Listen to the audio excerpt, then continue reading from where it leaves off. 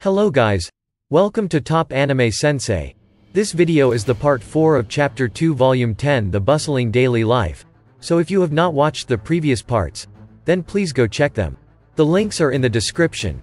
And if you like the video, please subscribe and press the bell icon for more updates.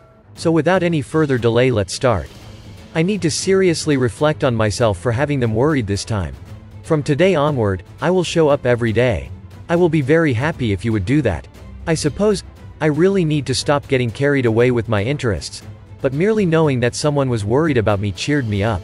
Halfway through my introspection, Shion suddenly recalled something and began to mutter.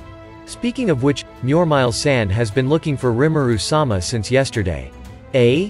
If that was the case, couldn't you just come and find me? We did, but you weren't responding. Sorry, we should have shouted a bit louder. Ah, it's okay. I was the one at fault. It's all because I got lost in thought. I will prepare something like a call bell for such occasions in the future.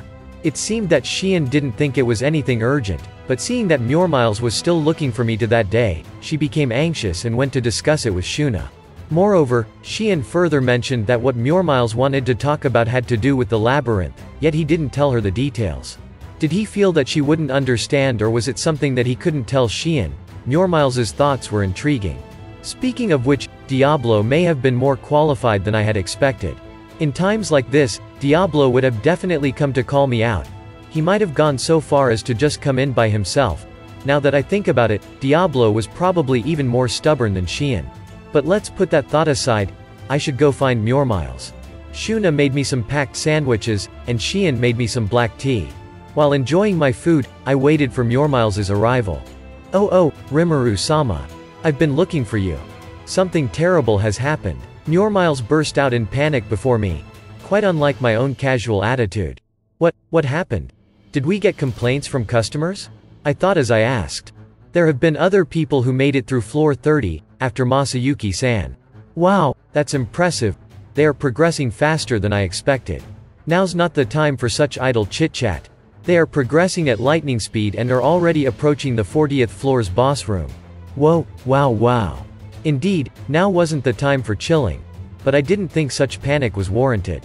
Upon coming to that conclusion, what Murmile said next changed my mind on the matter. Their strategy is bordering on foul play, moving in gray areas that could potentially violate the labyrinth rules. For instance, and so on and so forth. Murmiles continued without pause. Seriously, this was unexpected. It looked like these people were good at using Ramirez's items. First, before they went to fight the Guardian of Floor 20, they used a recording crystal. This item applied to a full squad, so even if they were wiped out, they could still respawn at the save point that they registered. All of those item uses were in line with my expectations. This on its own was fine, but on top of that, they were also using a return whistle to leave the labyrinth as a squad. Following that, they would disband the squad, and then each member would find additional teammates to form a new squad, with a maximum number of 10 members. Let's see. This way the total number would be. Indeed, these are no longer just a couple squads, their size is more comparable to a small army. With 10 squads in total, that added up to 100 challengers, every single one of them boasted a strength of at least rank C+ to B+. I heard that they were also wearing the same type of jacket embroidered with some sort of symbol. All of these people grouped together in style. Almost as if they were trying to show everyone else how strong they were. They marched onward through the labyrinth. And of course, it was said that all members had appeared before the Guardian of Floor 30. These challengers were also divided into squads 10 in total, each of them taking turns. The Ogre Lord and his 5 subordinates were a powerful company, but those challengers weren't rookies either. And in the end, even though it was a tough battle, these people still made it through floor 30 with their 3rd squad of challengers. Didn't something similar happen lately? Your Majesty has sharp senses. Their group was the Green Rebellion. I see. Of course they were behind it. Wearing the same type of jacket with the same symbols. Were they sent by some nobleman? Considering how often these people were using a recording crystal, I couldn't help but shiver. Well, the saying goes, time is money, but to simply use a disposable item that costs as much as 1 gold coin without a flinch. Did that symbol reveal what noble house they belonged to? I asked Soka-san to investigate. They seemed to be a famous mercenary group known as the Apostles of Vert. Their sponsors seemed to come from the Kingdom of Ingratia. Apostles of Vert, never heard of them. On the other hand, the Central Kingdom of the Western nations was suddenly interested in the labyrinth in our nation. This was a lot more surprising to me. During the debut festival, there seemed to be nobles from lower houses in attendance, but I don't suppose there were any from the royal house. Did they fear letting someone get ahead of them? Or were they up to something else? How should I put it? I suppose the attitude they had, essentially that money makes the mare go, left a sour taste in people's mouths. Nevertheless, they weren't violating any rules. What was giving us a headache was that we had no reason to kick them out. I could understand why Murmiles was nervous. At this point, there was really nothing we could do. We are profiting from it, so there's really nothing to complain about. But these people will probably tear through the floors designed by Rimuru-sama. In other words, during my shut-in period, Murmiles wanted to see me because he was afraid that these people would conquer the labyrinth. Take a look at yourself, you're shaken to the bone. It shouldn't be an issue. After all, what lies beneath floor 40 is the real deal. Getting there still won't be a cakewalk, though. Beating the Tempest Serpent is no small feat. Although I still had my doubts, considering their individual strength was only rank B. They would probably be unable to resist a powerful area attack. The Tempest Serpent was very powerful among the rank A- monsters. So, it should take more than 10 B+ members to defeat it. However, according to Ramirez-sama and Veldora-sama, the captain of the Team Green Rebellion appears to have lied about his actual abilities. From footage alone, I can't really run an accurate analyze and assess, but report. Applying analyze and assess on battle footage alone cannot calculate the magicule content of the target. That was the advice Raphael-san gave me. We could solely analyze the video footage and infer the equivalent monster ranking established by the Freedom Association. But we were unable to calculate the team's absolute level of ability. For instance, my registered rank was B+, yet my actual ability was at rank S. That's just how it was. Sometimes your true level of ability didn't match up with your ranking. Moreover, it was even more difficult to tell when someone was faking it. I want to hear what Veldora and the others have to say. Leave it to me. I've already contacted all of them. Let's talk in some other place. As expected from Murmiles. The moment I left the room, he had already contacted Veldora and the others. Everyone gathered in the meeting room inside the labyrinth, the usual guys, of course. You were so slow, Rimuru. Yeah, that's right. You are the captain, you know, gotta do better than this. I'm the captain? First time I've heard of it. But that's not the point now. Well then, what's the current situation? It's gotten really dire.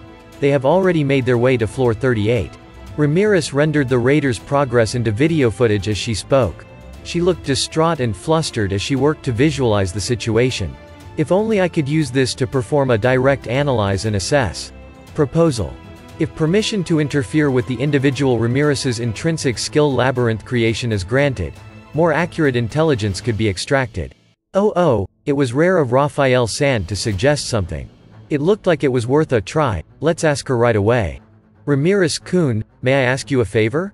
Why are you getting so serious all of a sudden? The thing is, I want to interfere with your labyrinth creation. Is that okay? Interfere? How are you going to interfere with it?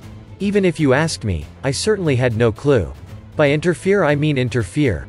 I just want to collect all sorts of information from the labyrinth, I guess? I casually threw out some contrived nonsense in an attempt to bamboozle Ramirez. Report. That was basically it. I am a genius after all.